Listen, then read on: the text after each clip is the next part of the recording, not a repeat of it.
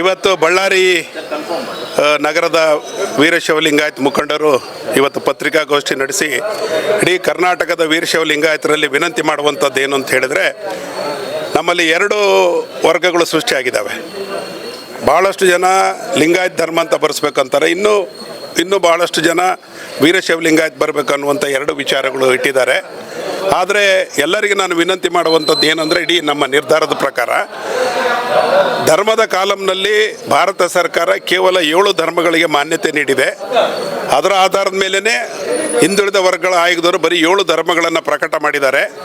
ನಾವೇನಾದರೂ ಧರ್ಮದ ಕಾಲಂನಲ್ಲಿ ಹಿಂದನ್ನು ಹೊರತುಪಡಿಸಿ ಲಿಂಗಾಯತರು ಅಥವಾ ವೀರಶೈವ ಲಿಂಗಾಯತರು ಅಂತ ಬರೆಸಿರೋದ್ರೆ ಇತರರ ಕಾಲಂಗೆ ಹೋಗುತ್ತೆ.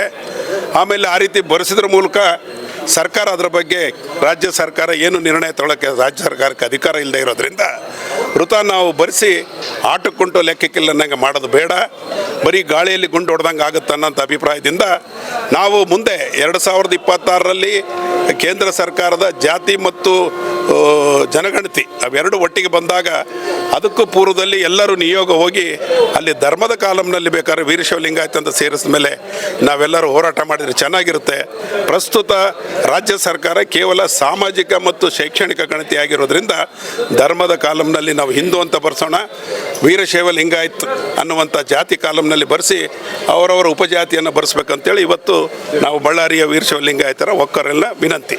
ಜಾತಿ ಜನಗಣತಿಯಲ್ಲಿ 2018ರಲ್ಲಿ ಅವ್ರ ಹಿಂದೆ ಇರ್ತಕ್ಕಂಥ MB ಪಾಟೀಲ್ ಆಗಿರ್ಬೋದು, ಈಶ್ವರ್ ಖಂಡ್ರೆ ಆಗಿರ್ಬೋದು, ನೇರವಾಗಿ ನಿರ್ಧಾರ ತೆಗೆದುಕೊಳ್ಳದೇನೆ ಇವತ್ತು ಕರ್ನಾಟಕ ರಾಜ್ಯದ ವೀರಶೈವ ಲಿಂಗಾಯತರು ಅವಮಾನ ಮಾಡಿದ್ರು. ಅವಾಗ ಆ ರೀತಿಯಾಗಿ ಆಗಬಾರ್ದು. ನಾವು ಗುರು ವಿರಕ್ತರೆಲ್ಲರೂ ಸೇರಿ ವೀರಶೈವ ಲಿಂಗಾಯತ ಒಂದೇ ಅಂತಕ್ಕಂಥ ಏಕತಾ ಸಮಾವೇಶನ ಮಾಡಲೇಬೇಕಂತಕ್ಕಂಥ ಒಂದು ನಿಗಾಲೇಶ್ವರ ಸ್ವಾಮಿಗಳ ನೇತೃತ್ವದಲ್ಲಿ ಇವತ್ತು ಪಂಚಪೀಠಾಧೀಶ್ವರ ಜಗದ್ಗುರುಗಳು ಎಲ್ಲರೂ ಸೇರಿ ಹುಬ್ಬಳ್ಳಿಯಲ್ಲಿ ಒಂದೇ ನಿರ್ಧಾರ ತೆಗೆದುಕೊಂಡಿದ್ದಾರೆ.